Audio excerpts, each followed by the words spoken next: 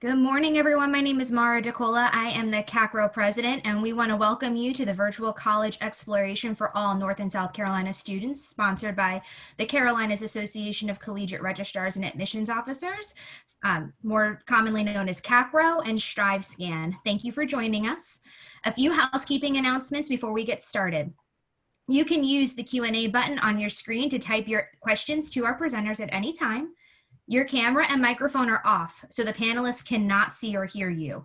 This is just one of many different sessions happening, so be sure to check the full schedule at CACRAO.org, CACRAO.org. This presentation is being recorded and will be available within about a week at the same website, CACRAO.org. I'd like to now turn it over to our presenters.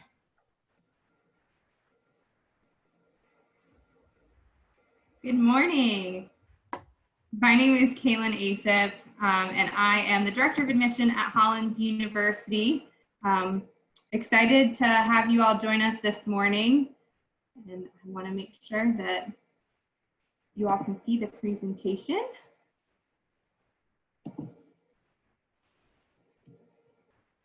Great.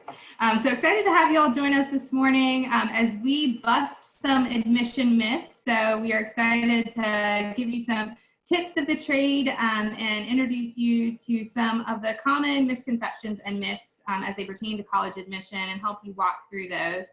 So I'll go ahead and turn it over to Christopher Bessie to introduce himself.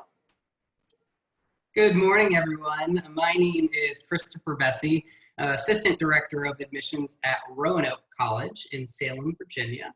I'm actually a regional admission counselor, so I live and work in Charlotte, North Carolina, and work with students from the whole state of North Carolina. So very excited to be here with you all today.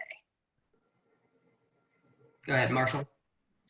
Morning, guys. My name is Marshall McClung. I'm currently Associate Dean of Admission and Digital Media at Hampden-Sydney in Farmville, Virginia. We're dead center of the state. I actually grew up about 1.5 miles from Roanoke College, and I guess like 15 miles from Hollins, which is kind of funny, but glad to be with you guys today. Well, great. Well, since we've already gone through the introductions, we'll go ahead and start busting some myths, but just a little overview of our plan for the rest of this morning. We'll lead you through some myths, review some facts, and then provide an opportunity for question and answer. I know there are several of you participating in this morning's session, so we're excited to share this information with you. If we don't get to your question before the end of the session, we will be sure to follow up with you in the near future and be sure to connect on those questions. So we'll go ahead and get started. The first myth that we want to cover is that bigger is better. So there is a misconception sometimes that smaller schools mean smaller opportunities. And I want to definitely break this misconception. So Hollins University is a small liberal arts campus in Roanoke, Virginia. And when I say small, we are small in scale. It's about 800 students total. Hampden-Sydney College and Roanoke College also report smaller numbers than your large public institutions. But we definitely want to break the myth that smaller schools mean smaller opportunities, because they don't. Smaller schools tend to have greater opportunities for students in areas like leadership, study abroad, research, internships, and have more access to opportunities for all students. So you don't have to necessarily pick and choose which one you want to take advantage of. You have the opportunity to dive in and take advantage of all of those opportunities. And that's really supported by not only faculty, but staff on campus. So for example, are you a student athlete who really has your sights set on participating in research? You don't have to eliminate that opportunity because of your commitment to your athletics. Or are you a student that is interested in going into a pre-professional or pre-med program, but really want to have the enriching experience of studying abroad? You are still able to have those opportunities and take advantage of them, because you're going to gain this holistic education and we make sure that you have the space provided so you can take advantage of those experiences and not limit yourself with the opportunities that exist. So those are some of the really great benefits of attending a smaller school, is having the access to all of the opportunities. Another great benefit is the professor-student relationships. So your professors are really going to get to know you. And when they get to know you, because of the smaller class sizes that coincide with smaller institutions, you're going to have the ability to have access to some of the resources that they share with you. They're going to know what your goals are, what your future holds for you, and what you envision for it. And so they're going to be able to provide you with support, with networks, with opportunities to help you meet and reach those goals. You're not just going to be, as they say, a name and a number in a classroom. They're going to really invest in your learning and make sure that you have the spaces to, reach your goals and your potential, not just within their class, not just within the institution, but also how to help shape that so that you can be successful beyond the institution. In addition, there are other support networks on campus that are really intentional. So not only do you have access to your professors, academic advisors, career counselors, you also have a really great network of alumni that are there to support you on your journey and are really invested in your success. And so they want to be a part of your experience and help make sure that you are, leading and growing within the community and providing you space to be successful beyond.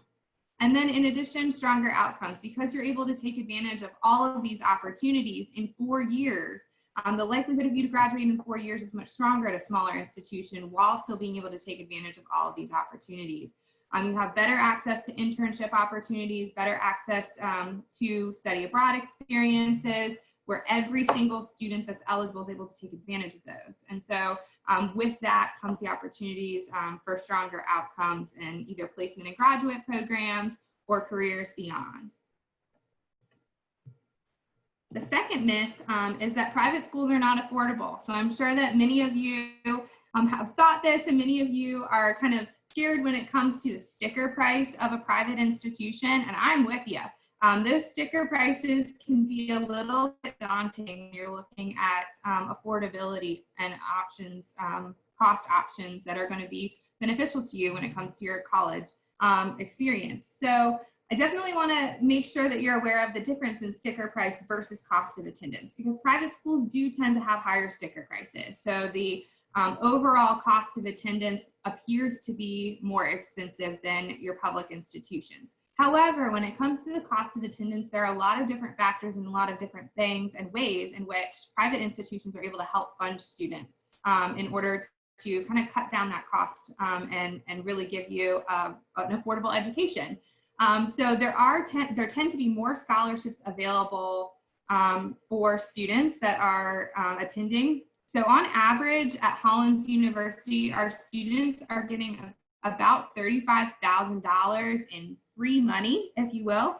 So our scholarship package starts at $24,000 and goes up to full tuition, and that's just when we review your application and if we determine that you're admissible. So that's just one example of our cost of attendance. I know Roanoke College and Hampden-Sydney College also have robust scholarship packages just when they review the application. And then in addition to that, there are other scholarships that students can apply for, whether they're creative talent scholarships, math science scholarships, so specific academic scholarships, or full tuition scholarships that can really narrow the cost for you as a student. There also are a higher percentage of students receiving financial aid. So at Hollins University, 100% of our students are actually receiving financial aid. I know that there are similar figures and high percentages of students at Roanoke College and Hampden-Sydney College. So there are scholarship funds available for students, as well as financial assistance beyond the scholarships to help ensure that your private school education is affordable. And then in addition, there are more personal connections that you're forming with not only financial aid officers, but also admission counselors, helping navigate those conversations. So you're not alone when it comes to talking about cost of attendance, when it comes time to talking about your financial aid package. We're here to help. Our financial aid offices are here to help in ensuring that you have access to the information to make it an affordable option if going to a private institution is something that's important to you. Our third myth is that there's only one school that's your perfect fit. So contrary to popular belief, and I do like to say that you can find your perfect fit school, but there might be many colleges that are a really great fit for you. And it really comes down to which college you feel meets the most of your needs and your wants. And remember, the needs are those essentials and the wants are those non-essentials. So you need to look for colleges that have your academic programs, the support needs that you need to be successful. Do they have a study abroad experience? Do they have internships? So the things that you need are going to be those essential requirements. The things that you want are going to be those non-essentials. So does the campus have a lazy river that I can float down on the weekends in between class? Well, that's nice. It's not a need, right? So it's a want. Is there a Chick-fil-A on every corner of campus so that I can get my spicy chicken sandwich? Again, not necessarily a need, although we all love a good chicken sandwich. Well, some of us, but those are definitely more wants. So you want to make sure that your needs are fulfilled before you start looking at your wants. And ultimately, you want to find a college that's going to help you reach your goals. So those essentials are going to be critical in determining if it's going to be an institution that's going to help you fit your goals. And then lastly, can you see yourself thriving in the community? The best way to kind of see and determine that is really engaging with the campus community, whether it is virtually, because we live in a very virtual world right now. So there are lots of virtual opportunities for you to engage and get to know the campus, or if it's a campus visit. I think all of us have some campus visit opportunities in the near future, and we'd love to have you on campus, physically distanced in a safe environment for you to explore the campus community. But we want to make sure that you have an understanding and can really see yourself thriving in the community. So those are some of those essential requirements. I'm going to turn it over to Chris. All right, thank you, Kaylin. I'm going to talk a little bit more now about myths within the actual application process. So to start, it is absolutely a myth that it's impossible to know what we are looking for as admission counselors when evaluating applications, right? That's not the truth. We are very, very transparent in what we're looking for. In fact, majority of the time, if you just go onto our websites, just the general admission websites, you can see a list of exactly what we're looking for in applicants to our institutions. Now, majority of the time you have two different types of admission review process, right? You have a holistic review, which you've probably heard of many times before, and then more of the scatter plot. So when I say scatter plot, you have GPA, test score, here's where it lines up. That means I'm going to be admitted and get this amount of merit-based scholarship.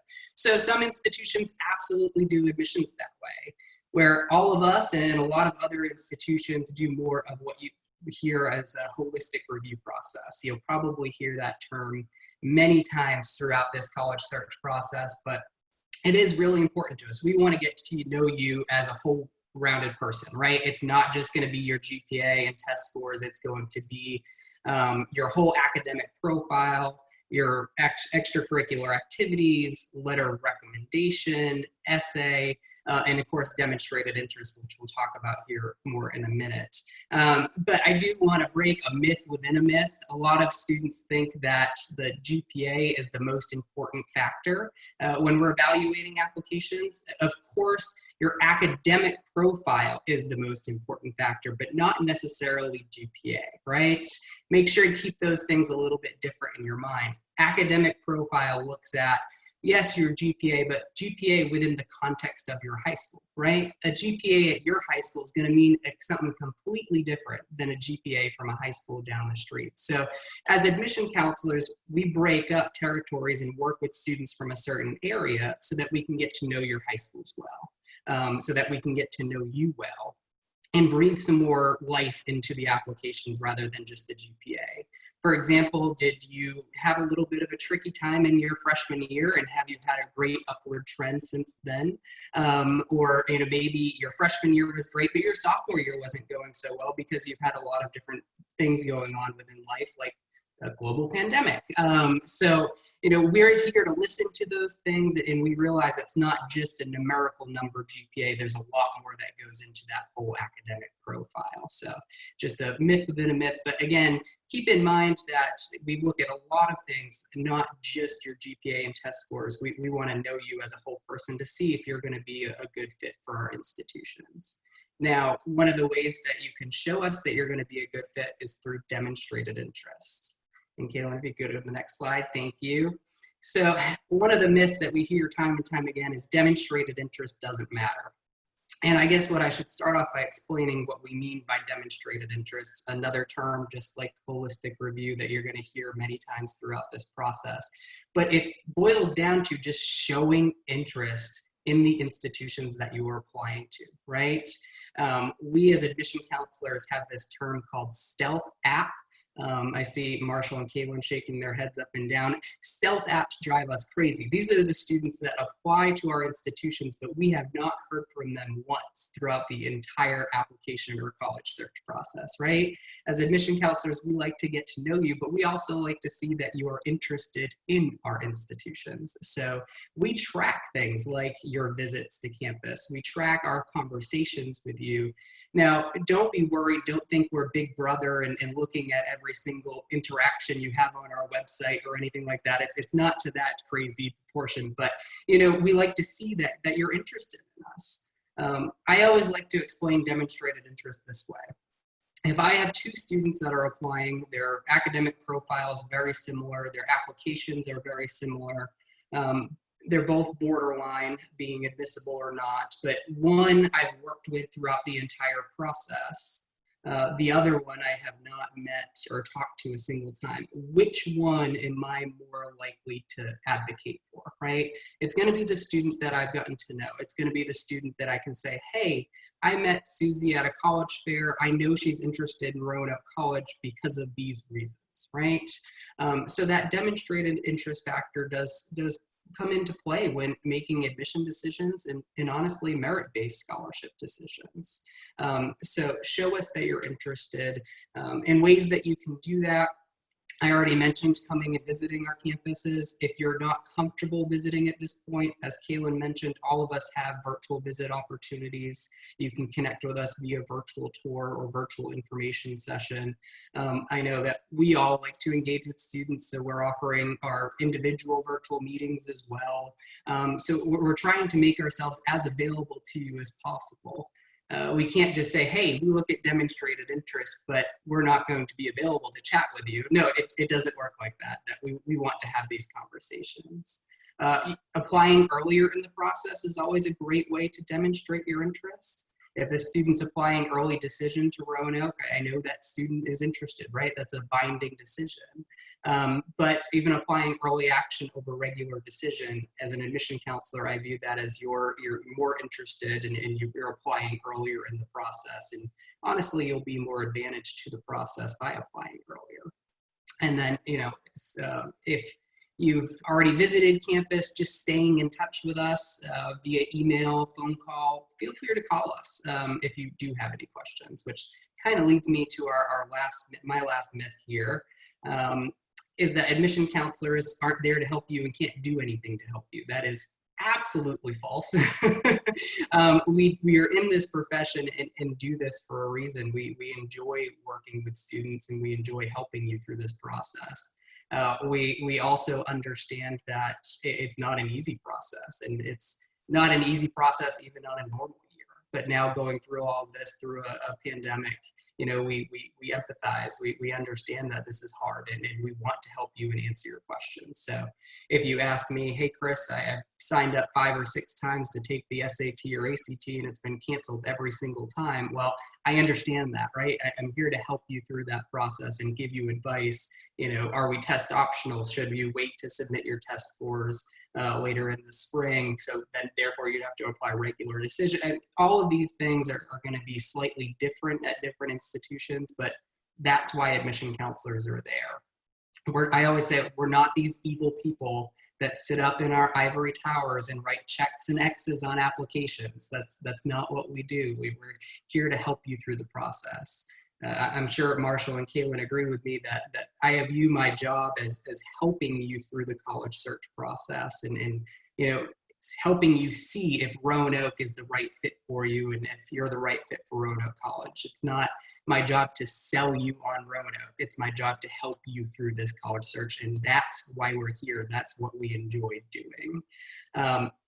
With all of that being said, and in talking about demonstrated interest, there are certainly ways to engage with us properly and appropriately, and there are certainly ways in which students try to engage with us that aren't as appropriate, and just to kind of give you examples of that, You know, when you're asking us questions, yes, we enjoy the questions, but if you're asking me something you can find on one click on our website, you know, it can be a little bit frustrating for us. You know, we understand you have questions, but again, do your research before coming and engaging with us and asking us questions and talking to us. Also, just in terms of texting, in terms of calls, you know, again, we are here and happy to help you through this process. But when you text me and you don't capitalize all the I's in your texting, again, that's just something that I'm going to notice, right? And if you're saying sup man or anything like that, I know I'm sure the three of us can give many examples of ways to properly engage with us and ways not to. Also, when I mentioned we look at demonstrated interest, that doesn't mean you need to call or text us every other day, right? Or every single time you get an A on a paper. Call us, email us, text us when you have a question, engage with us when you want to let us know something that's going to be really important, things that we need to know when evaluating your application. Those are the proper ways to engage with us as admission counselors. Marshall, go ahead. Yep. And I will say to Chris's point, I will always take a what's up man over text. We're all a little bit different in our own ways. But I'll also add Hampden-Sydney is a college for men. So I'm typically only texting dudes. So a what's up dude or what's up man is fine with me. So myth number 7, essays don't matter.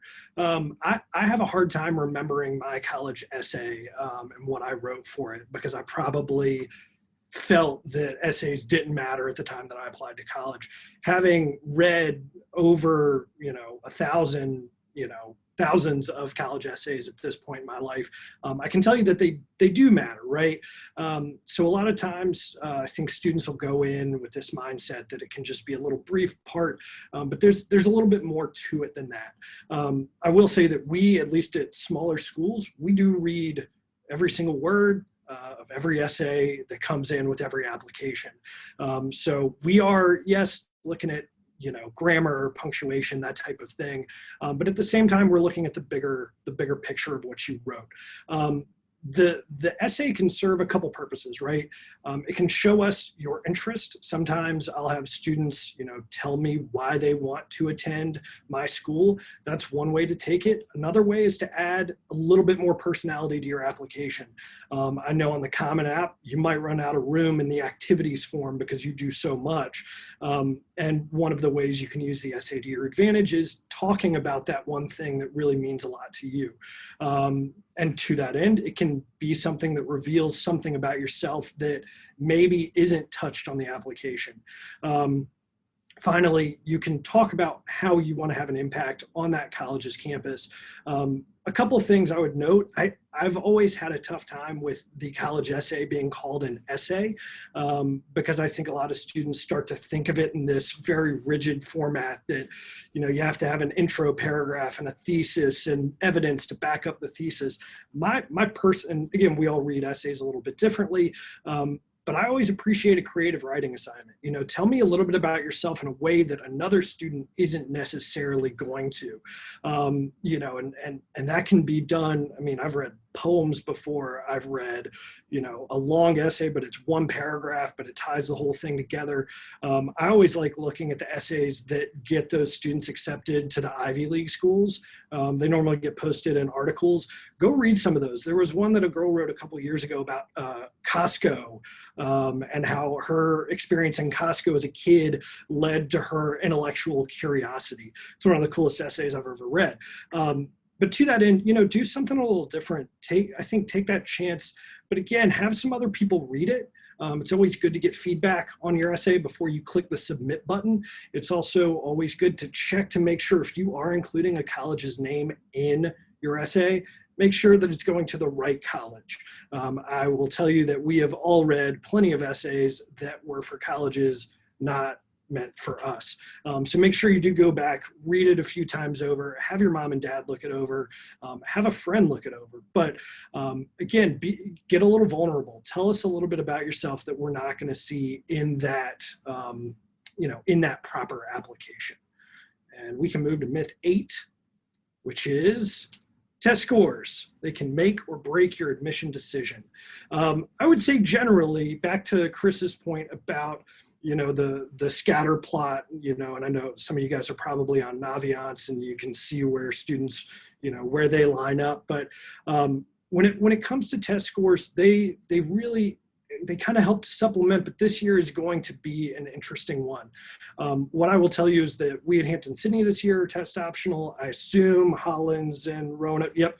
So the three of us are test optional. I can't imagine that any college in the country this year is going to require test scores. But what I would say to that point is make sure that you check each school you're considering, check their website to look at their specific policies. For us, we're requiring an essay.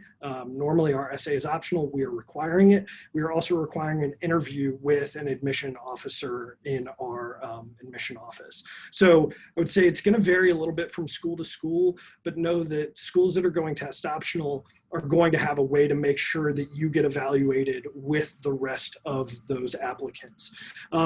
Do know that it is just one component. Again, we have said the word holistic many, many times over. Know that that is how small schools do things. We are looking at the whole student. And obviously you all can see her on the screen. You have the profile of the student. We get a little bit about you from there. Those academic factors though, right, we want to see if you challenged yourself in the courses that are available at your high school. Has that GPA gone up or has it gone down? I can tell you personally, I don't think I took my first SAT until the fall of my senior year, right? And for a lot of you, that's going to be kind of tough. So unless you got one in your junior year, that you may be applying test optional, and that's fine. You're in the same boat as everyone else this year. And again, activities as well, that plays a pretty big role in the process for us when we look at your application, which actually takes us to myth 9. The more extracurricular activities, the better. So this is kind of a funny one because I mentioned earlier students running out of room in the activities section on the Common App. What do they give you? I think they give you like 10 slots to fill stuff out. It's interesting to me, right? Because that's a lot of stuff that you've done. I think the point to note is that when you look at those sections, you've got how much time do you devote to it per week or per month. If you're devoting 30 minutes in a club every 2 weeks and you're putting that on your application, that might not necessarily help your application as far as telling us what you really do with your time. I've always talked about it as for depth versus breadth, right? You can do a whole lot, but for a little bit amount of time.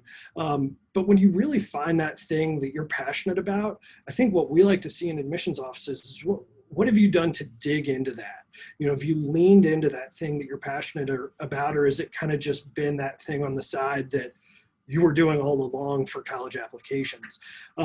So know that, when we're looking at your application, we want to learn a little bit more about you and how you've spent those, I like to call them disposable hours, right? Everybody has 24 hours in a day. How do you spend your disposable hours, right?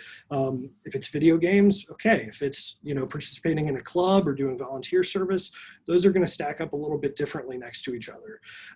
Again, activities are a great place to tie into your essay, right? If there's something that you've done that I may not know what it is, it might be a very specific club. You use that essay as an opportunity to explain what that is, what you took away from it, what you learned. But I'll also say too, I know in high school it can be pretty tough to know what you're passionate about, right? You might not be passionate about anything. Sleep might be the thing that you're passionate about. And the fact that you all are up at 10 o'clock to watch this presentation is pretty cool. But try to dive into that thing. If you find something that you really like, lean into it and keep asking yourself why. Why do I enjoy this? Why do I want to continue it? What can I use this for, to better my life and better the others' lives around me. But no, it is something we look at, but we're not looking for a laundry list. We want to see that you've really dug the heels in and found that thing that makes you you. And I guess we'll go to 10. The final myth is that our help ends today. That's not true. It's far from the truth. We are super available. The phone number, actually, I think all of these are our office phone numbers. If you email me, my cell phone numbers and my signature, I give it to anyone. You can text me anytime. I think we are all much more readily available than you guys might think. But if you need anything from us, feel free to reach out. We are more than happy to help. This process, I think, keeps me young, working with you guys throughout the year, and working with other admission officers. So thank you guys for joining us. I'm going to turn it back over to Kaylin or Chris if they have anything else. Yes, I just want to reiterate that we're so appreciative of you all joining us today, and really do want to continue this conversation. If you have any questions beyond today, we'll definitely dive into a Q&A section, but please feel free to jot down our contact information. And like Marshall said, my cell phone is available as well. So we're able to connect with you on various different platforms, social media. All of our institutions have social media pages to help keep you engaged as well. So I would encourage that you follow those to familiarize yourself with what's going on campus and what opportunities exist for students. But just appreciate you all taking the time out this morning to meet with us and hear a little bit more about debunking some of these myths that you may have preconceived in your mind. And so I'm going to leave us with the admission truths. Just to kind of reiterate and go against the myths so that you have a concrete way to know, what the facts are with admission. So thanks so much, Chris. Do you have any questions? I want to make sure that we're getting to the questions. So do you see any questions that we can address? Yeah, I saw one come in. It does kind of talk to the section, the myths that I was going over. The question is, so attendance to virtual information sessions are monitored, and they are a good way to show interest or initiative. I think I talked about that a little bit, but yes, we do track attendance to even our virtual sessions. So I know at Roanoke we offer a virtual information session every Monday, Wednesday, and Friday, and also on the weekends, and we do track the students who attend those. And they are a great way to show interest. We understand and we're flexible this year. We know that not everybody can or is willing to come physically visit campuses, and some campuses are not allowing physical visitors. So, we still want you to be able to get a feel of a virtual tour or a virtual information session. So yes, those are great ways to demonstrate your interest, as well as virtual individual meetings. Typically on a given year, we do coffee talks where we'd meet you at Starbucks and just chat with you one-on-one. But now we have to do that via Zoom and Google Meets and everything else. So I think I can talk for all my colleagues when I say all those opportunities are right on our website for you to connect with us virtually too. Great. Any other questions? I see questions coming in. So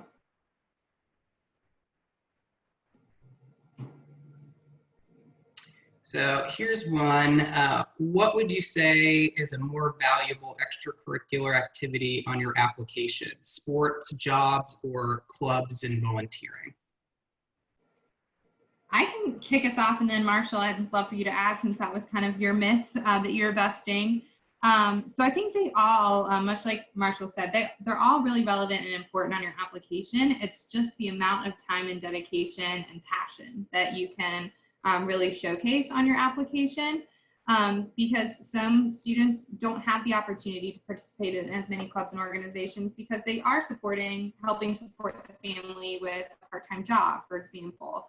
And so that shows a level of responsibility and dedication, just as somebody that is participating in an athletic club and organization and it takes 40 hours of their time per week.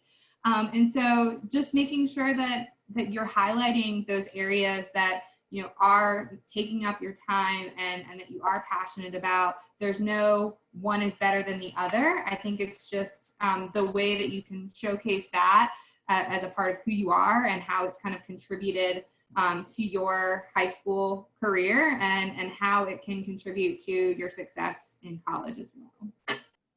Yeah, I mean, I'll second all of that. My summers were spent at a lumber mill. That was my summer work. It was awful and tiring, but man, it was like the one thing that taught me those little parts about life that I don't think I would have gotten from a club or from doing a summer camp at a college. I know those are pretty popular, or were before COVID-19 became what it is. But you have to do the thing that feels right to you. Right? Every student is different. Every person is different. If working a job is going to be that thing that helps get you some cash and get you some real world experience, go for it. I'm going to look at a student who's done, a couple clubs and really leaned into those the same that I'm going to look at a student who's worked a job, whether that's retail or working in the restaurant industry or working, whatever it is. I think work experience is just as great at, make sure you fill that time with something. I think that's the biggest takeaway is, I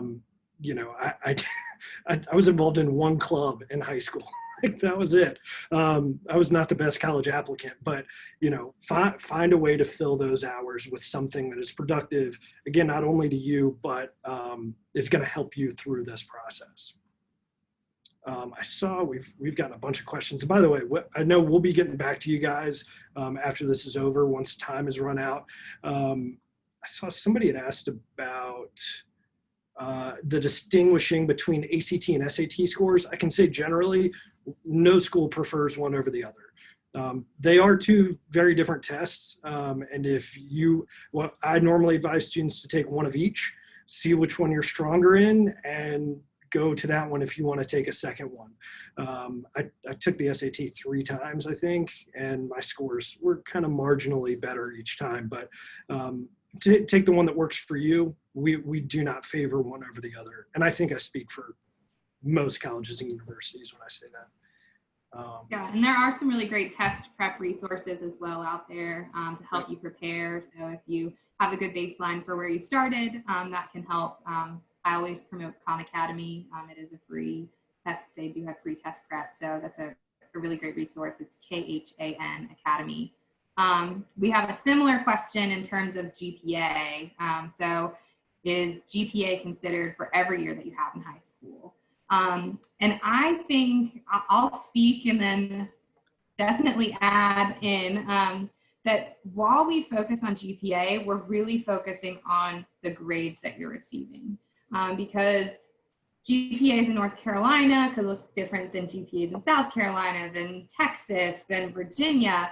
And so really we're looking more at the grades that you received in your courses, the rigor that you completed. So did you take advantage and try some honors courses, try some AP, try some dual enrollment, try some IB courses, whatever is available to you?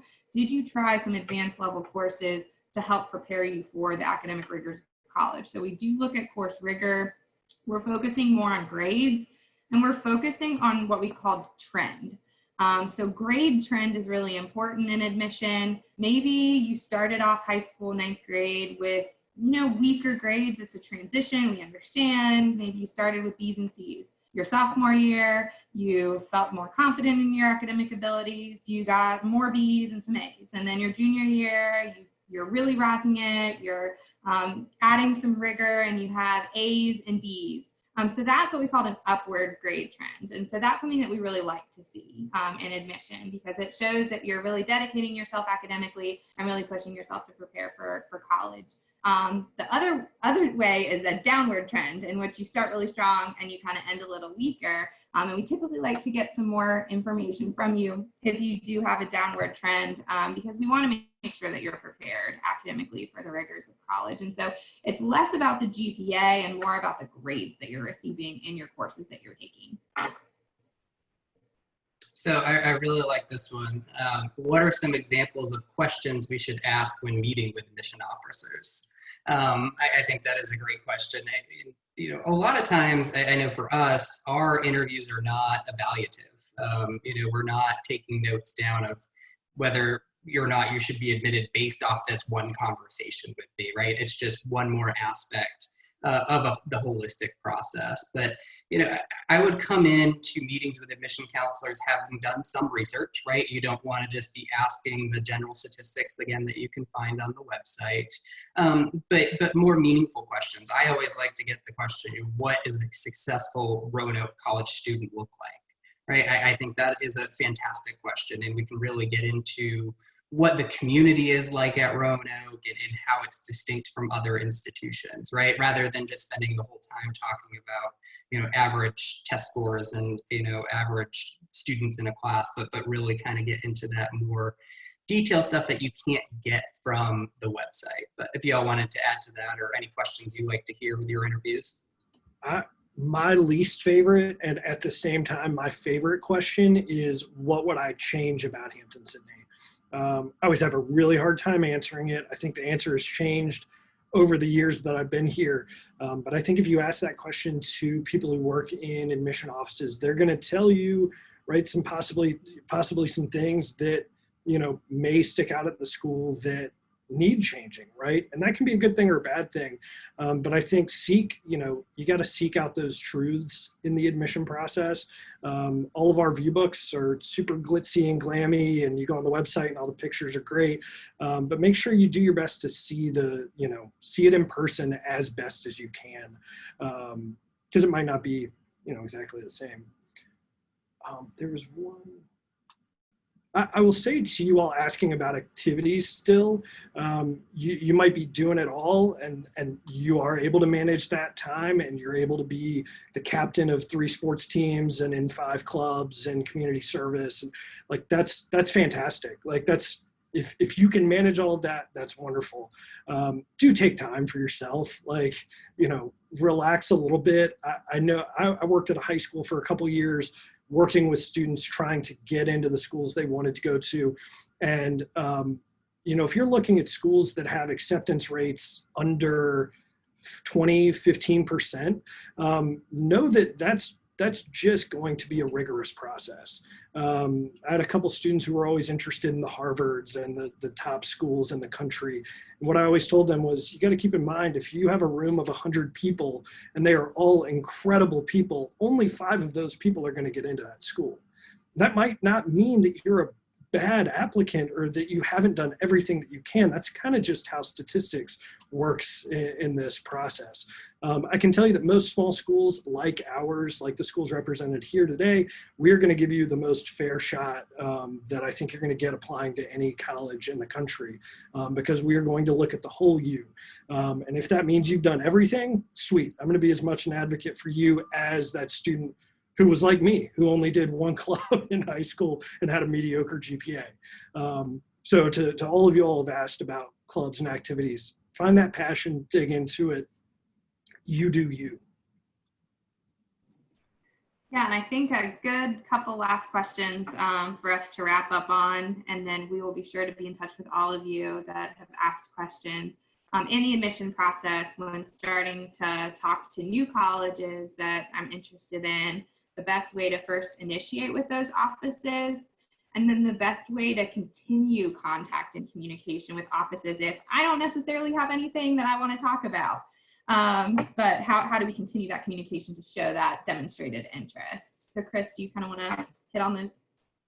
Yeah, I mean, so a great first point of contact is probably by either doing a virtual session or going to visit that institution. Those visits are probably the most important part of this whole process to really get a feel if this is going to be the right fit and right place for you. But, I even appreciate when a student tells me that, they're interested and that they're just starting the process, and don't have any questions at this point, but just introduce themselves, right? Hey, my name's Chris. I go to this high school. I heard about Roanoke through this channel, and I am interested and I don't have any questions, but I look forward to working with you through the process. Great. I mean, that's an awesome opening. Again, we're people who really enjoy doing this and we enjoy working with students. Don't hesitate to shoot us an email or send us a text or give us a call. We're happy to communicate with you, even if it's just that first introduction. Yeah, and then I think just continued communication. we talked about not contacting with every A, so just making sure the benefit of being a small school is we're going to be reaching out to you.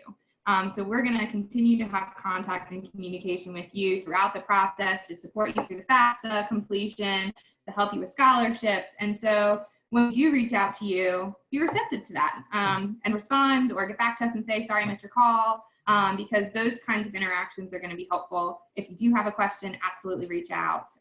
But don't feel like you have to reach out for something just because you haven't been in contact with us in a while. We will be in contact with you, and we're happy to answer questions as they come about. All right. Well, I think those are all the questions, and I know we're short on time. So we just really appreciate you all joining us this morning, and hope that we were able to provide you with some helpful information as you start and work on your college search process. And again, we're here to help and look forward to working with you moving forward. Thank you everyone for joining us. When you close this window, there will be a link to a very quick 4-question survey. We'd appreciate any feedback you can provide. Also, this was just one of many sessions being hosted, so be sure to sign up for additional sessions at CACRAO.org. In about a week, you'll be able to find this session recording as well as the other session recordings at CACRAO.org. Thank you. Thank you. Thanks, guys.